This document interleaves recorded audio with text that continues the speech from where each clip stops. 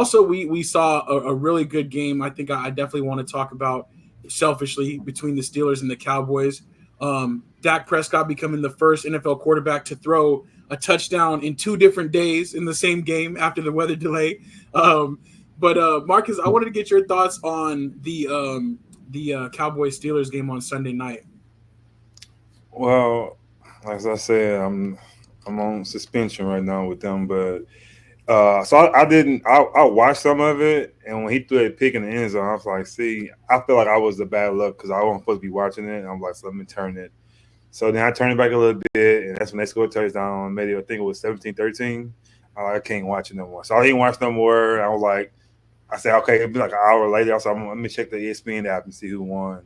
And I was like, what? I'm like, how did they win? So I watched it. It was crazy how it happened. But those kind of games, we don't win those kind of games. Never. That's just who we are. We don't win those hard grind games. And I seen the fumble happen. Like, that's the Cowboys. Like, you're right there. He fumbled. They get it. The game over. That's normally Right. happens for us. So it was kind of cool to see how Dak went for it because quarterbacks, they don't do stuff like that. They don't dive and try to they'll die for, but not to try to get, they could get hurt because the other They guy was right always go there. in like that. Yeah. So for him to do that and for him to throw the touchdown, I always like that. But I think that game showed me a lot about him because he got paid the big money and he's playing like I'm saying got paid. You know what I'm saying? Like that touchdown throw was hard to do that because he was covered, but he had to put it in the right spot for that to happen. And for him to grind and had a bad game, he threw some interception that was supposed to do it. You got CD in your ear, and for him to have that mindset to keep going, I kind of appreciate that about Dak. So that's really good to see him do that. And then one more other person I'll let you have it is uh, the guard Smith. His comment after the game, like I kind of like the kid. You know what I'm saying? How he was talking about how what's it called JT he sprang something. You know he didn't he won't supposed to say it like that, but the way he talked was kind of cool. Like he's a dude. You know what I'm saying? So I kind Yeah. of like his interview how he said it. And like I said, overall, I kind of I kind of like how they grind and won that game and how the run back did his thing. But I kind of wanted them to lose that game so Mike McCarthy could get fired. But he always do just enough to stay on the team. It's like, dang man. So I think I will come back if they lose some games and he get fired. I might come back this year, but I can't stand that guy, man. He get the credit of that game, and he didn't do anything. You know what I'm saying? He get to do the all right, guys, we did it all this, and you didn't do nothing. You was a fan on the sideline. That's all you were. So I just hate stuff like that. But overall, it was like I said, that's a game they normally lose, and they won, so it was good for them. Yeah, no, I agree. I feel the same. Like as a Cowboys fan, watching year after year, those are the type of games that we lose. Those are the type of games we look back. Oh, we had the advantage in yards. We got in the red zone several times, but had picks, had fumbles, had things that derailed us. So it was good to see us actually come through and kind of grind out a win like that. I'm Yeah. hoping it'll pay dividends, though. The next stretch of the schedule is still tough, but before I get to the comments in the Slack comments, Strizzy, as an independent viewer, what did you take away from the Cowboys Steelers game? Yeah, man, it's funny. The Steelers are a team that just like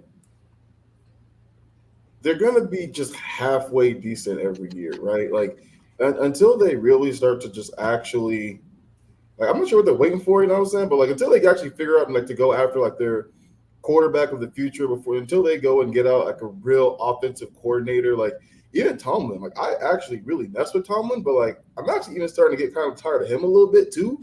You know what I mean for this team, you know what I'm saying? Like, but you know Cowboys as the underdog against a team with no offense, like give me that. You know what I'm saying? Like, and I took that and secure the bag too. You know what I mean? So hats off to them. Like Marcus said earlier, Dak jumping on the fumble, like he went from damn near giving the game away to saving it. You know what I mean? And I think that was huge because he could have just as easily let that fly. And there was a Steelers defensive lineman who jumped at Dak like almost immediately when Dak jumped on it. So Dak doesn't jump on it or he's a second too late. Like the game's over. You know Yeah, what I'm any saying? hesitation Oh, there? Yeah, yeah, exactly. It's over. So hats off to Dak in that situation because I think he gets a lot of crap. You know what I'm saying? He gets a lot of crap that a lot of other quarterbacks don't get. You know what I mean? Like, and if Joe Burrow or Pat Mahomes wins that game, we're hearing about it until next Sunday. And you know what I'm saying? Like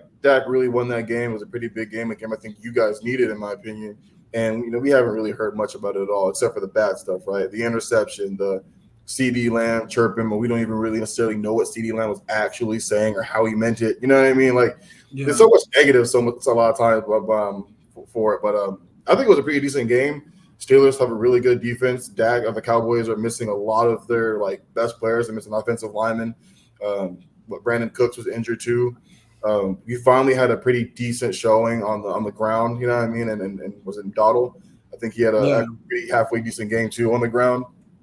And the Cowboys need that. So I think they need a little bit more balance on the offense. If they can get their ground game going, they're going to be all right. You know what I mean? But take some of that pressure off Dak, and I think they can still get into the playoffs. But this team, to me, so far still looks like they're not careful. Like they could see themselves at the outside looking in the playoffs if Eagles get it together and Washington keeps rolling the way they're going. You know what I'm saying? So, but honestly, solid win, dude. Again, for me, Dak won this game. You know what I mean? A lot of times we get to the point where just some good things happened, or y'all either blew them out or let the team off the hook, if you will. But I think Dak did a really good job at securing this win. If he doesn't jump on that ball, it's over. You know what I mean? So hats off to Dak.